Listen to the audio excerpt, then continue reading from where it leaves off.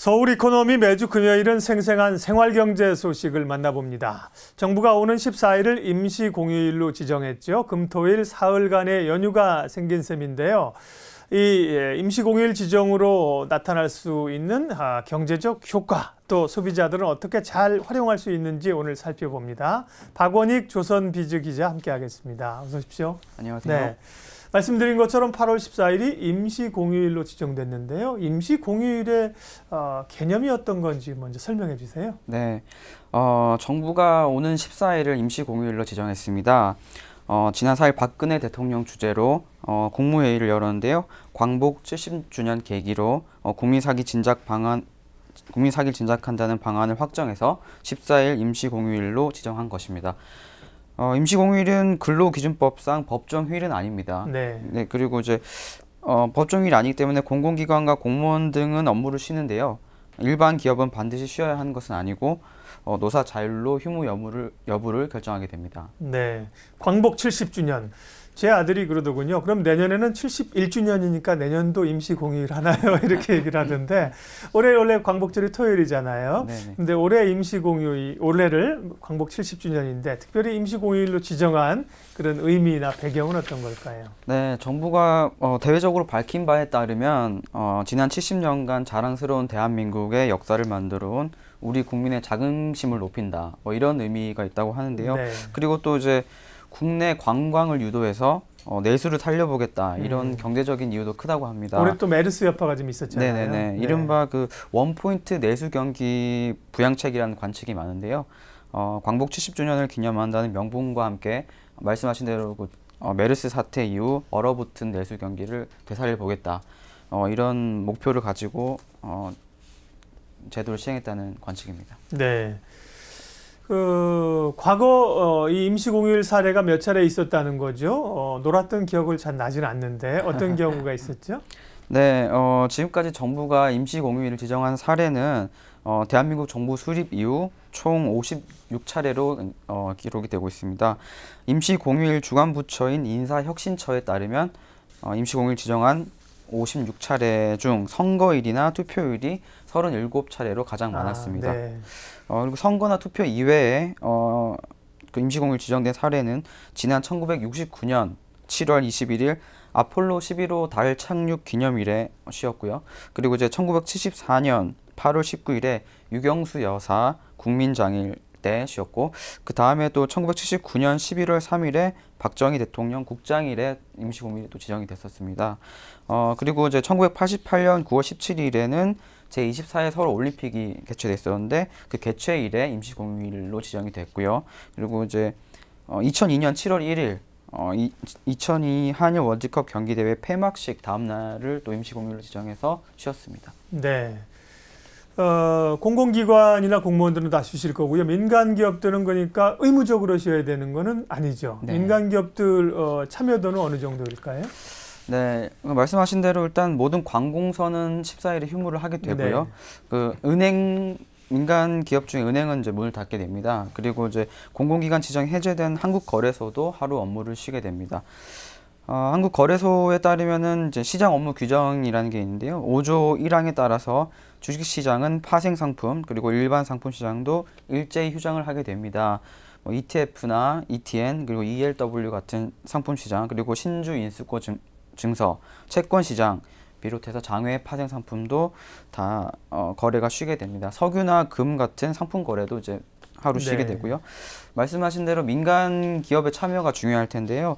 민간 기업은 이제 자율적 판단에 따라서 휴일로 지정할지 여부를 결정하게 되는데 국무총리 측에서 이제 추측하기로 다수의 민간 기업들도 참여할 거다 이렇게 전망을 하고 있습니다.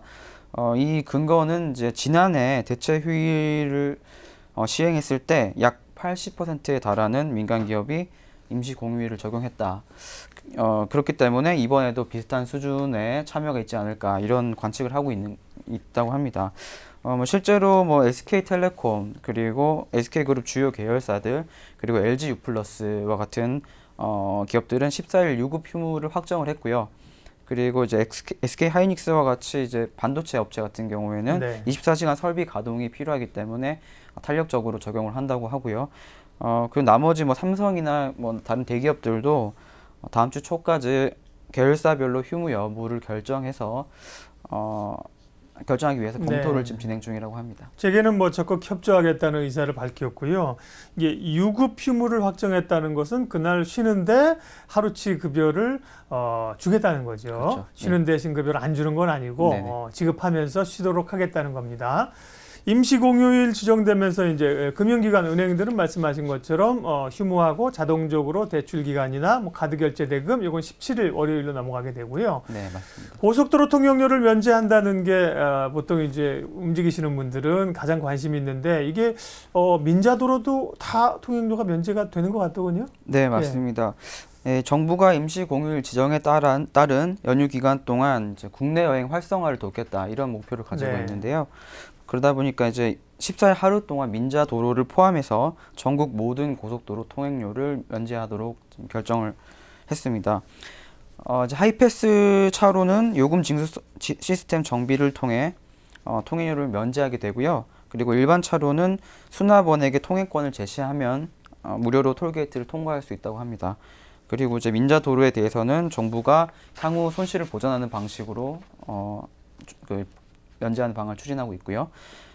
이제 국토교통부에 따르면은 하루 평균 고속도로 통행료가 민자도로 그리고 도로공사 법인을 합쳐서 한 160원 정도 된다고 합니다. 160억 원 네. 하루에. 네. 14일에서 16일 연휴 기간 동안 국내 여행을 떠나고 그리고 이제 많은 국민들이 그 지갑을 열고 이렇게 소비를 하게 되면은 이 정도 비용은 감내할 수 있다. 뭐 이렇게 정부가 판단했다고 합니다. 네. 고속도로 통행료 면제한다고 해서 제가 우스갯소리로 통행료 제일 많이 나오는 데가 어디냐 한번 가보자 이랬더니만 주변에서 기름값이 더 나올 거라고 걱정하더라고요. 네. 박 기자도 그날 그러면 쉬십니까? 네. 저희 근무는 하고요. 네. 네. 제대로 쉬는 건 아니고. 네. 지면만 좀 줄어들고. 저희도 방송해야 되기 때문에 사실 가고 싶어도 어디 갈 수는 없습니다. 어쨌든 이제 고속도로 통행하시는 분들 휴가철이잖아요. 다니시는 분들 혜택을 좀 받을 수 있을 것 같고요. 고속도로 통행료 면제 외에 또 다른 혜택들 좀 누릴 수 있는 건 어떤 게 있습니까?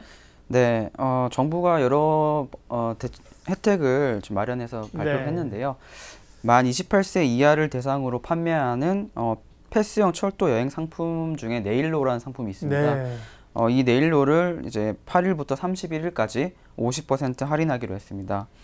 62,700원인 7일권이 31,350원에 구매할 수 있고요. 56,500원인 5일권은 28,250원에 구입이 가능해집니다. 기초생활수급자 그리고 차상위 계층은 무료로 이 패스를 이용할 수 있게 됩니다. 그리고 이제 경복궁, 창덕궁, 창경궁, 덕수궁 등 4대 고궁, 그리고 종묘, 조선 왕릉 등 15개 시설, 그리고 41개 국립자연휴양림, 그리고 국립현대미술관도 14일에서 16일 무료 개방합니다. 지자체와 공공기관, 운동장, 그리고 강당, 회의실 등도 별도 요금 없이 이용할 수 있다고 합니다. 당초 오는 21일에 개최하려고 했던 코리아 그랜드 세일이라는 행사가 있는데요. 이 행사도 일주일 앞당겨서 14일부터 개최할 예정입니다. 올해로 6회째를 맞는 코리아 그랜드 세일 행사는 면세점, 백화점 등 유통업체, 그리고 호텔, 공연장, 음식점 등 관광 관련 업체들이 참여해서 한국을 찾는 외국인 관광객에게 할인 혜택을 제공하는 행사입니다. 그동안 매년 말에 열렸는데 올해는 특수한 상황인 만큼 조기에 확대 시행한다는 계획입니다. 네, 앞서 말씀하신 것처럼 14일을 임시 공휴일로 지정하는 것은 광복 70주년의 의미가 있고요. 또 하나가 이제 침체된 내수 경제를 살리기 위한 것이잖아요. 그러면은 경제적 효과는 어느 정도로 추산이 됩니까? 네, 최경환 경제부 총리 겸 기획재정부 장관이 지난 4일 국무회의에서 관련 발언을 한 게 있는데요. 임시 공휴일 지정에 따른 경제적 효과가 어느 정도 될 것으로 추산하느냐라는 박근혜 대통령의 질문에 다양한 연구가 있지만 대체 공휴일 1일당 금액으로 따지면 1조 3천억 원 정도가 된다라고 답을 했습니다. 그리고 이제 고용 유발 효과도 있다고 하는데요. 4만 6천 명 정도가 고용 유발 효과가 있다라는 연구가 있다 이렇게 대답을 했습니다. 그리고 이제 최 부총리가 또 언급한 내용 중에 임시 휴일을 통해 사기 진작 효과가 클 것으로 보고 있다. 이번 계기로 억눌린 소비 심리가 많이 개선될 것으로 예상하고 있다. 뭐 이렇게 강조를 하고 있습니다. 최대 1조 원 이상의 경제 효과를 기대하고 정부는 이런 정책을 네. 시행하는 것이라고 할 수 있겠죠. 정부가 앞서 이제 고속도로 통행료 이런 거 민자에서 생기는 거는 대신 내줘야 되잖아요. 그런 것도 있고 그렇지만 뭐 1조 원 이상의 경제적 효과가 있다니까 경제 효과는 기대해 볼 만한데 근데 이렇게 임시 공휴일 지정하면 모든 분들이 좋아할 것 같은데 또 한편에서는 부정적인 의견도 나오고 있는 곳이 있다 그래요? 네, 맞습니다. 예.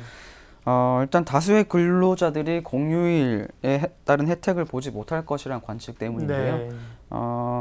100만 명 정도 되는 공무원들 그리고 이제 추가로 대기업 종사자들 또 이제 노조가 있는 사업장에서 노사 간 협약으로 쉬는 기업들까지 해서 약 한 300만 명 정도가 혜택을 받을 수 있는 거 아니냐 이런 관측이 있습니다. 이제 뭐 비정규직이나 뭐 사각지대에 있는 나머지 근로자들이 한 1,500만 명 정도 네. 있는데요. 이들은 이제 사실상 뭐 고용주의 배려를 뭐 기대해야 된다. 뭐 이런 관측이죠. 뭐 대기업이나 공무원들은 쉴 수 있지만 나머지 1,500만 명은 좀 어렵지 않느냐 이런 관측이 나오고 있습니다. 이에 대해서 민병주 새누리당 의원이 발언한 것이 있는데요. 민간 기업의 경우에 근로자 휴일을 법정 공휴일 그리고 공휴일, 관공서 휴무일 등으로 지정을 하고 있다. 그렇기 때문에 임시 공휴일도 당연히 휴일로 보장된다. 이렇게 얘기를 하고 있습니다.